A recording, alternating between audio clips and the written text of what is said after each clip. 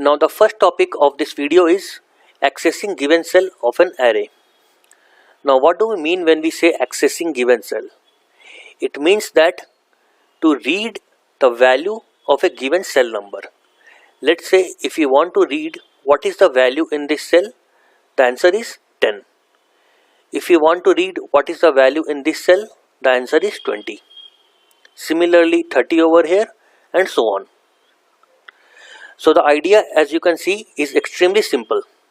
So without wasting much of a time, let's see the algorithm of this. So the algorithm is extremely simple. The method name is accessing cell. It takes as argument array name and the cell number which needs to be read.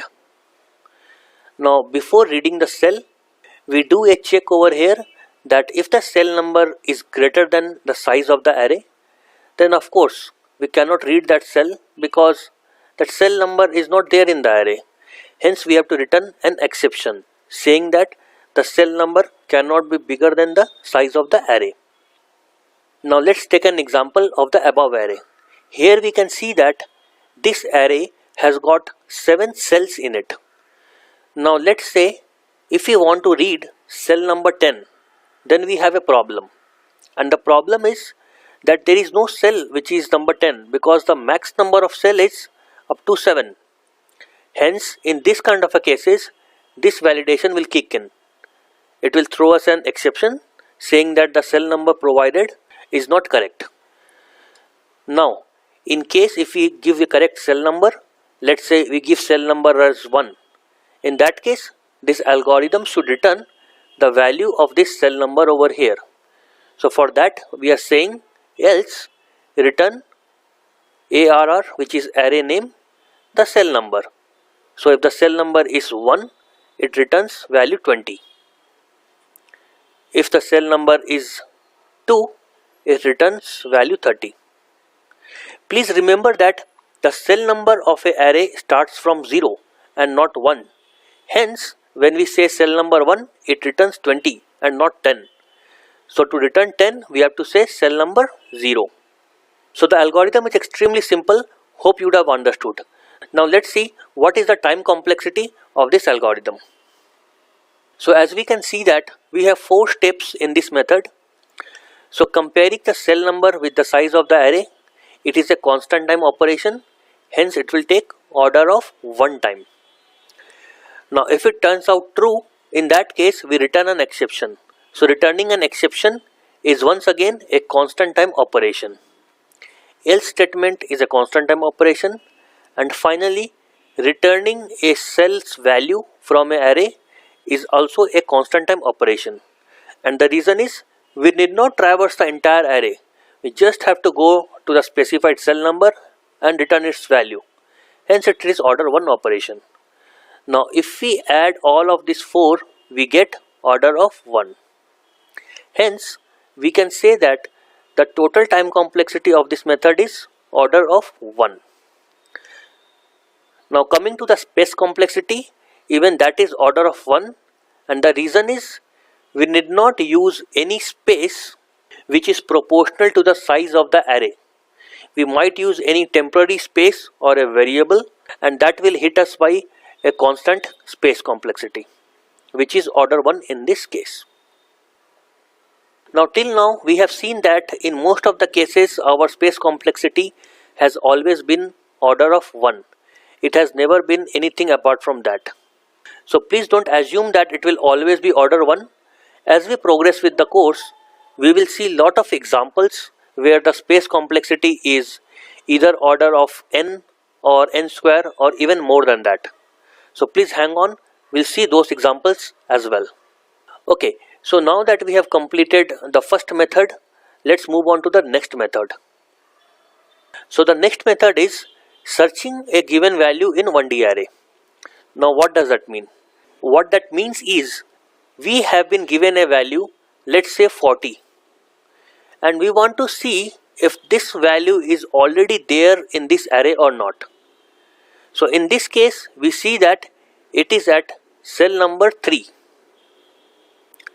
Similarly, let's say we want to find out if 70 is there in this array or not. So we see that the 70 value is not in this array. So in that case, we return an error saying that the value does not exist in this array. So the idea is extremely simple. Now let's see the algorithm of it. So we have a method called search in an array. It takes array as a first argument and the value to be searched as second argument. And then it loops from the first cell goes till the last cell of this array. If it finds out that the value of that particular cell is equal to the value that we are looking for, then it returns the cell number, else it returns an error saying that value is not found. Now let's quickly do a dry run of this algorithm. So let's say we want to find number 40. So what is the first step? System will go to cell number 0 and see if it is equal to 40, which in this case is not, it is 10. So it will go to the next cell. Is it equal to 40? No. Then it goes to next cell. Is it equal to 40? No. Is this equal to 40? Yes. Then it returns I. What is I here? I is 3. That is the cell number. Remember, cell number starts from 0, 1 and 2. Now let's take one more example where we are searching for a value which does not exist in this array. So let's say we want to find number 70. So what this loop does is it starts from 0. So it goes to 0 cell. Is it equal to 70? No. Is this equal to 70? No. Is this equal to 70? No. Equal to 70? No. Equal to 70? No. Is this equal to 70? No. This is blank. Is this equal to 70? No. Now that we have come to the last cell of this array, hence this loop will terminate here and the control goes to the return statement. And what do we return? We return an error saying that the value does not exist in this array. So as you can see that the algorithm is extremely simple. Now let's see what is the complexity in terms of time and space. So when the control goes into this method, it initiates a loop which starts from 0 and ends at the length of the array. And what is the length of the array? It is n. Hence, we see that every time the loop has to run from 0 to n. Hence, the time complexity is order of n. Now you might ask that if we are looking for a value and the value is the first cell in the array itself, in that case the loop need not run till the end of the array. It can stop at the first cell itself. In that case, should not this be order of 1? Yes, that is a very valid question, but please remember that we are calculating this time complexity in terms of big O. If we would have been calculating this complexity in terms of omega, then omega of 1 is a valid statement. But since we are talking here in terms of big O, hence we have to write it as order of n. Now in case you don't understand what we mean by big O and omega and theta, please refer to algorithm runtime analysis chapter. We have talked about all these topics in extreme details there. So the loop will take order of n time. A comparison will take order of 1 time. Similarly, returning the cell number is a constant time operation. And in the worst case, we have to return an error message. Even that is a constant time operation. So we sum up all this and we get order of n time. Now space complexity is once again order of 1 time, because we might use a temporary variable here and there, but again that is not in proportion to the size of the array, which is n. So I hope that you would have understood what is a search operation of an array, how it is performed, and what is the time complexity of it. Now let's go to the last topic of this video, which is deletion of a value from an array. Okay, so the next topic is deletion of a value from 1D array. Now this is little interesting, and the reason is that practically speaking, we can never delete any value from an integer array. The reason is this cannot be blank. There has to be some value in it. By default, compiler inserts a 0 value here, but you can always give a other default value, let's say -1 or whatever, and then depending on our requirement we have put other values like 30, 40 and 50 in these cases. Now depending on your comfort level, you can assume any value to be a blank value. It can be 0, -1 or any very big positive or negative number. In this case we have assumed integer.minimum value as a blank value.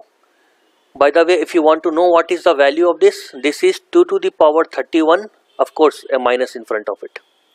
So let's say if I want to delete 40, I will say insert -2 to the power 31 over here. So these two blank cells that you see over here, these are actually not blank.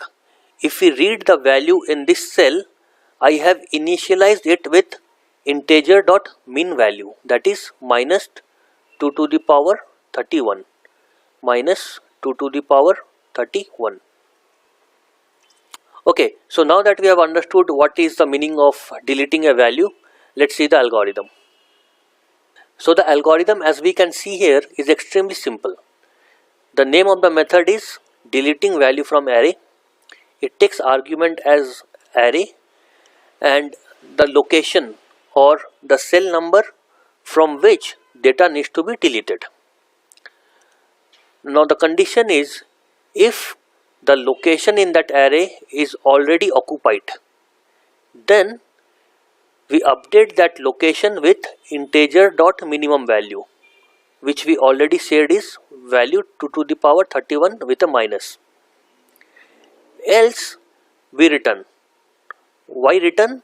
Because the location is already blank, or you can say default value is already there. Okay, so now let's do a quick dry run of this algorithm. Let's say we want to delete the value in cell number 2, which is this cell. Now the control goes to if statement.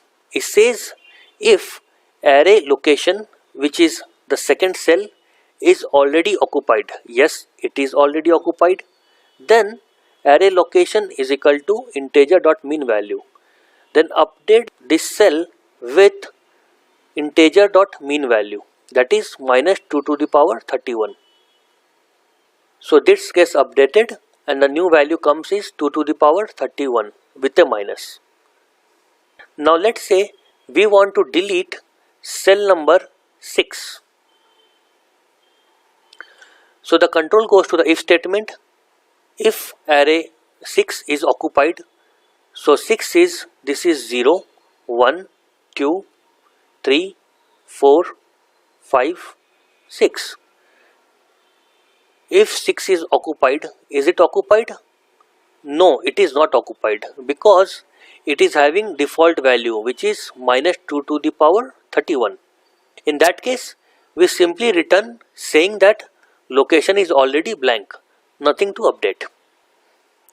Now you can always ask me that what happens if we give location, let's say as -1 or more than the size of the array, those kind of an invalid location if we give, then what happens?